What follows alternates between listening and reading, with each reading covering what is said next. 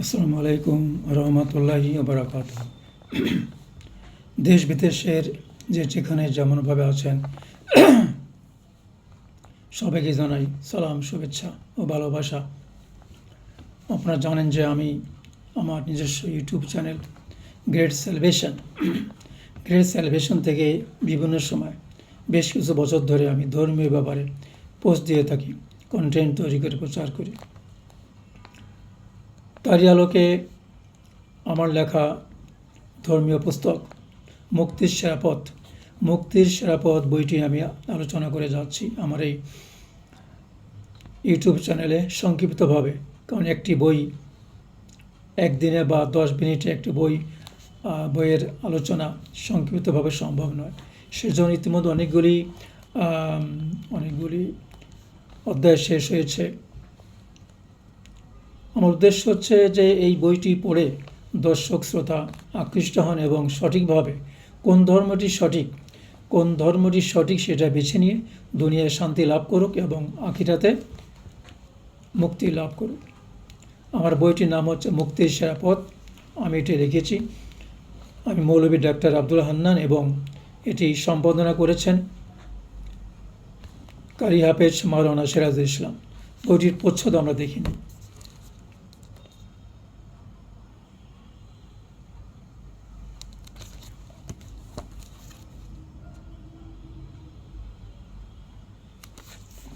বইটি লেখা হয়েছে পৃথিবীর 5টি প্রধান ধর্ম নিয়ে: হিন্দু ধর্ম বা সনাতন ধর্ম, বৌদ্ধ ধর্ম, ইহুদি ধর্ম, খ্রিস্টান ধর্ম এবং ইসলাম ধর্ম।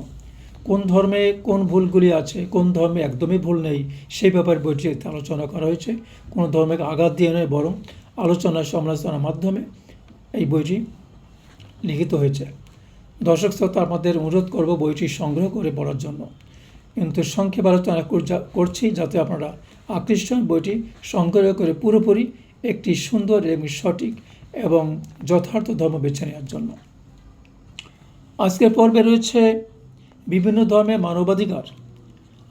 আগের যে পর্বগুলি আছে সেখানে বিভিন্ন ধর্মের বিভিন্ন ভালো মন্দ মিল অমিল নিয়ে আলোচনা করা হয়েছে। তারই ধারাবাহিকতায় আজকে আলোচনা হচ্ছে বিভিন্ন ধর্মের মানবাধিকার কথা বলতে গেলেই প্রথমে বলতে হয় পশ্চিমা দেশগুলির কথা, যারা মানবতার কথা বলে চিৎকার করে, সারা বছর মানবতার নামে বিভিন্ন প্রোগ্রাম করে, কর্মসূচি করে, কিন্তু সেখানে মানবতার আসলে আমরা খুঁজে পাই না। এখন দেখি ধর্মগ্রন্থে কী বলা হয়েছে এবং তারা কি করছে। পৃথিবীতে ম্যাগনা কার্টা সবচেয়ে বড় মানবাধিকার প্রতিষ্ঠান, এবং প্রতিটি দেশে জাতীয় মানবাধিকার কমিশন রয়েছে। ধর্মের আলোকে না জানলে নিজেদের মতো মানবাধিকার প্রতিষ্ঠা করা যায় না, কারণ সব কিছু মালিক একমাত্র আল্লাহ। বিশ্বস্রষ্টা আল্লাহ যেভাবে বলেছেন, যে ধর্মের যেভাবে বলেছেন, সেইভাবেই সেই ধর্মের সেই নিয়ম নীতিগুলো অনুসরণ করা উচিত এবং তার থেকে বিচার করা উচিত কোন ধর্মের মানবাধিকার সঠিকভাবে বর্ণিত হয়েছে। আসুন আমরা পৃথিবীর প্রথম ধর্ম হিন্দু ধর্মে দেখি আমরা মানবাধিকার সম্পর্কে কী আলোচনা করা হয়েছে। হিন্দু ধর্মের প্রধান ধর্মগ্রন্থ বেদে ওই রকম আলোচনা করা হয়েছে বলে আমার অতটা জানা নেই, তবে শ্রীমদ্ ভগবদ্ গীতা আমার পুরোপুরি আমি কয়েকবার অধ্যয়ন করেছি। সেখানে দেখেন কি বলা হয়েছে। সেখানে বলা হয়েছে শ্রী ভগবান অর্জুনকে নির্দেশ দিচ্ছেন, কর্মই তোমার ধর্ম, অর্থাৎ কর্ম করে যাও। কিন্তু কি কর্ম করতে হবে সেটা বলা নেই, শুধু কর্ম করে যাও। তুমি খারাপ কর্ম করে যাও, ভালো কর্ম করে যাও, সৎ অসৎ সবই করে যাও। অন্য তো বলছে যে ফল ছাড়া কর্ম করে যাও। যেখানে কোনো ফল নেই, আমি জানি না আমার ফল কী হবে, সেটা না জেনে অন্ধভাবে আমি কর্ম করে যাব। এগুলিতে হচ্ছে শ্রীমদ্ ভগবদ্ গীতার 2য় এবং 3য় অধ্যায় এগুলি আলোচনা করা হয়েছে। আর কি বলা যায়, ভগবান শ্রীকৃষ্ণ একটি অধ্যায় বলেছে অর্জুনকে, যারা আমাকে পায় এবং আমার পূজা করে তাকে আর কোনো পূজা করতে হয় না। অথচ হিন্দুরা কিন্তু 33 কোটি দেবতা, অন্য দেবতারা পূজা করে থাকে, কিন্তু কেন করে এটা আমাদের জানা নেই। এই হচ্ছে তাছাড়া সতীদাহ প্রথা ছিল হিন্দুর একটি সবচেয়ে ভয়ঙ্কর নোংরা দিক, যে স্বামী মারা গেলে স্বামীর সাথে জীবিত স্ত্রীকে তারাকে জীবিত স্ত্রীকে পোড়ানোর বা দাহ করার একটা বিধান ছিল, এখন তারা রহিত করেছে। এটা একটা খারাপ দিক, যদি এখন যা নেই। এই হচ্ছে মানবাধিকার। বৌদ্ধ ধর্মে মানবাধিকার কথা খুবই ভালোভাবে, অল্পতে খুব ভালোভাবে বলেছে। অহিংসা পরম ধর্ম, খুব সুন্দর কথা। কাউকে হিংসা করো না। ইসলাম ধর্ম এটাকে স্বীকৃতি দেয়। হিংসা করা মহাপাপ, হিংসাকারীকে আল্লাহ পছন্দ করেন না। এবং জীব হত্যা ধর্মে অপরাধ বলা হয়েছে, মহাপাপ বলা হয়েছে। দুঃখের বিষয়, কোন জীব হত্যা আপনি মহাপাপ বলবেন? জীবকে তো আমাদের খেতে হবে। আমাকে আল্লাহ তাআলা এমনভাবে সৃষ্টি করেছেন, আমাকে শুধু সবজি খেলে হবে না, আমাদের মাছ মাংস বিভিন্ন প্রকার জীব খেতে হবে, একটা দিক। একটা দিক হচ্ছে মশা মাছি সাপ ইত্যাদি, যেগুলো আক্রমণাত্মক পশু বা প্রাণী, এগুলো তো আমাদের ক্ষতি করে। এগুলো যদি আমি হত্যা না করি, এগুলো তো আমাদের বিপর্যয় ঘটাবে, আমাদের মানব সভ্যতার জন্য ক্ষতি ডেকে আনবে। এটা কিন্তু ধর্মে বলা হয়নি। আমরা খ্রিস্টান ধর্ম মানবাধিকারের কথা বলি। যারা বেশি ধর্ম নিয়ে মানবাধিকার নিয়ে কথা বলে, সেখানে কি বলা হচ্ছে দেখেন। 10 কমান্ডমেন্টসে কিন্তু অনেকগুলি ভালো ভালো দিক রয়েছে। হত্যা, চুরি, অবৈধ লোভ, মিথ্যা সাক্ষী, ব্যভিচার বন্ধ করার কথা বলা হয়েছে। কিন্তু দুঃখের বিষয় হচ্ছে, এই যে আমেরিকা এবং পশ্চিমা যে দেশগুলি আছে, ব্রিটেন, ফ্রান্স, জার্মানি, এই দেশগুলিতে কিন্তু একদম ব্যাপক হারে কোনো নিয়ম নীতির অনুসরণ না করে সুদ, ঘুষ, ব্যভিচার, সমকামিতা এবং জোরপূর্বক ধর্মান্তর সেখানে বেড়েই চলেছে। সেখানে তাহলে কিসের মানবাধিকার হলো? ওরা ধর্মে তো অল্প আলোচনা আছে, আলহামদুলিল্লাহ, সেটা তো পালন করেই না। এবং এই যে সুদ, ঘুষ, যৌনাচার, সমকামিতা, অবাধ যৌনাচার বা জিনা, এইগুলো এমনভাবে হচ্ছে যে মানবতার কথা যদিও তারা বলে, এই যে জেনার মাধ্যমে একটা সন্তান পৃথিবীতে আসছে। আমেরিকায় তো প্রতি বছর হাজার হাজার জারজ শিশু জন্মগ্রহণ করে, ওদের বাবাকে মানুষ কেউ জানে না, ওদের পরিচয় কীভাবে জানে না। এই পাপ কিন্তু সারা বিশ্বকে মানবাধিকার দূরের কথা ধ্বংসের দিকে নিয়ে যাচ্ছে, অথচ এটা মানবাধিকারের কথা বলে। এই যে কাজগুলির কথা বললাম, আমেরিকান বা পশ্চিমা দেশগুলিতে তারা কিন্তু মানবাধিকারের কথা বলে, অথচ এখানে এই যে অন্যায় পাপগুলো তারা করে, সেখানে কিন্তু এখানে তারা এটিকে ধর্মের সঙ্গে বিচার করে না। এটা এদের মানে ম্যান্ডেটারি বা জরুরি হিসেবে তারা গ্রহণ করে, এটা কোনো বাদ নেই। এবং আইন করে করা হয়েছে সমকামিত হবে, সুদ করা যাবে, সুদ খাওয়া যাবে, ঘুষ খাওয়া যাবে, এবং কি জেনা করা যাবে। নাউজুবিল্লাহ মিন জালিক। এ তো হয়ে গেল। এখন আমরা একটা জিনিস আছে, যেমন তারা বিশ্বাস করে, সমস্ত খ্রিস্টানরা বিশ্বাস করে ঈসাকে মসি। তারা বলে ঈসা হচ্ছে, আমরা যতই পাপ করি না কেন, ঈসা আমাদের নাজাতদাতা, মুক্তিদাতা। ভাই, ঈসা আসলাম একজন মানুষ, তিনি আপনার নাজাতদাতা, মুক্তিদাতা হতে পারেন না। তারই তো খবর নেই তাকে আল্লাহ ক্ষমা করবে কিনা, সেইটাই তো খবর নাই। এবং অন্যত্র বলা হয়েছে, ঈসা বলছে আমার পিতা আল্লাহ কি তাকে রক্ত মাংসভাবে তার নাউজুবিল্লাহ তার মায়ের সঙ্গে কি মিলেমিশে জন্ম দিয়েছে? নাউজুবিল্লাহ। সুতরাং এটা কঠিন একটা অপরাধ, কঠিন একটা পাপ, যে আমার পিতা। আল্লাহ হচ্ছে এক এবং অদ্বিতীয়, আল্লাহর কোনো শরিক নেই। তিনি কারো পিতাও নয়, তিনি কারো বংশগতভাবে তার সাথে কারো কোনো পরিচয় নেই।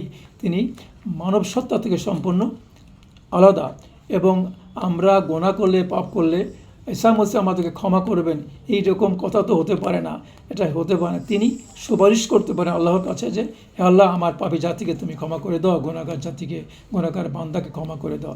কিন্তু তিনি মানে he will be the god, he will be Allah, এটা তো হতে পারে না। তিনি ক্ষমা করার কে? তিনি তো মানুষ ভাই। এটা অসামঞ্জস্যতা আমরা দেখি, যা মানবাধিকার লঙ্ঘন করেছে। ইসলাম ধর্মে মানবাধিকার নিয়ে আলোচনা করলে অনেক সময় লাগবে, কয়েক ঘন্টা লেগে যাবে। আমার এই বইয়ে অনেক আলোচনা রয়েছে মানবাধিকার সম্পর্কে। আমি শুধু ছোটো ছোটো বিষয়গুলো আমি বই থেকে বয়ে যাচ্ছি, একদম উদ্ধৃতি সহ।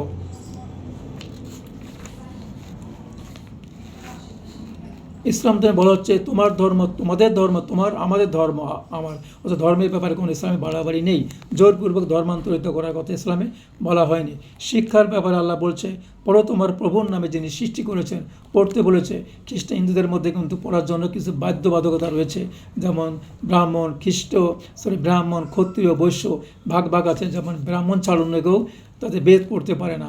ইসলাম কিন্তু এই সমস্ত নেই। ইসলামের যে কোনো ধর্মগ্রন্থ পড়তে পারে। শিক্ষার ব্যাপারে আসছে কর্মের অধিকার। আল্লাহ বলছে, আমি মানুষকে শ্রম নির্ভরশীল করে তুলেছি। এটা সূরা বালাদ।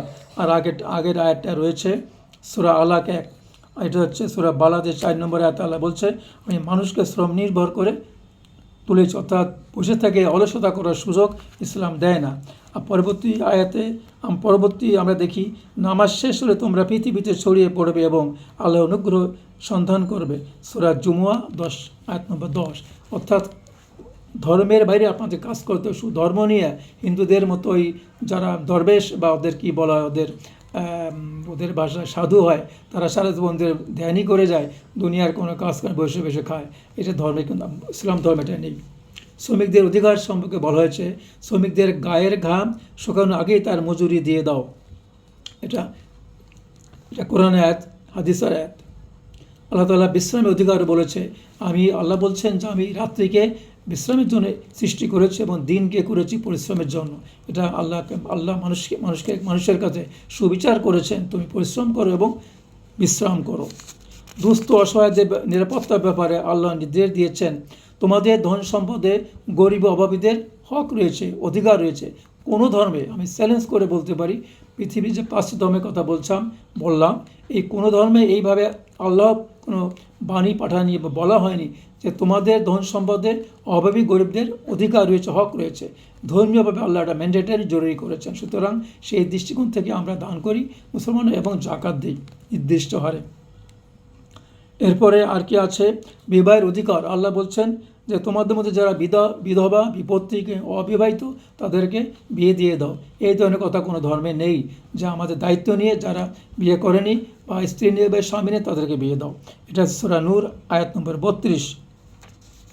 দল গঠনের ব্যাপারে অনেকে, আমাদের ইসলাম ধর্মে অনেকে বলে যে দল দরকার কি, আমি নিজের আমল নিয়ে থাকবো। আপনি আমল নিয়ে থাকবেন, আপনি একার আমল নিয়ে তো আপনার সমাজ গঠন করতে পারবেন না, জাতি তো তৈরি হবে না, সমাজের মানুষ তো অন্যায় থেকে বিচ্যুত হবে না। কিন্তু দল ছাড়া এককভাবে অনেক কিছু করা যায় না। এই জন্য আল্লাহ দল গঠনের নির্দেশ দিয়েছেন। আল্লাহ পবিত্র কোরআনে কি বলেছেন? আল্লাহ বলেছেন, তোমরা সবাই একত্রে আল্লাহর রশ্মি শক্ত করে ধরো এবং বিচ্ছিন্ন হয় না। এটা কিন্তু দল গঠন করতে হবে। আপনি মসজিদে করেন, সমাজে করেন, রাষ্ট্রীয়ভাবে করেন, বিভিন্ন দল গঠন করে আপনারা নিজেরা শক্তিশালী হবেন, আপনার কোন হাদিস অনুযায়ী জীবনযাপন করবেন, অন্যকে উৎসাহিত করবেন। এককভাবে কিন্তু এটা করা যায় না। এই তো বলা হলো। আরও অনেক প্রতিবেশীদের অধিকারের ব্যাপারে আল্লাহ তাআলা খুব কঠিন কথা বলেছেন। হাদিসে বলেছে আল্লাহ রসুল, সেটা কি, সেই ব্যক্তি মুমিন নয় যতক্ষণ না সে নিজে পেট ভরে খায় এবং প্রতিবেশী উপোস করে থাকে। অর্থাৎ প্রতিবেশীকে উপোস করে নিজে খেয়ে থাকবে, ওই ব্যক্তি কখনো মুমিন হতে পারে না। আর যে মুমিন নয় সে কখনোই জান্নাতে যাবে না। এটা কিন্তু মিশকাত শরীফের সহিহ হাদিস। এরপরে আল্লাহ তাআলা বলছেন সদ্ব্যবহার কথা, আত্মীয় স্বজন এবং পরিবারের প্রতি মুসাফির সদ্ব্যবহার করো, এটা একটা অধিকার। আল্লাহ সুদকে হারাম করেছেন, ব্যবসাকে হালাল করেছেন, সূরা বাকারা। এবং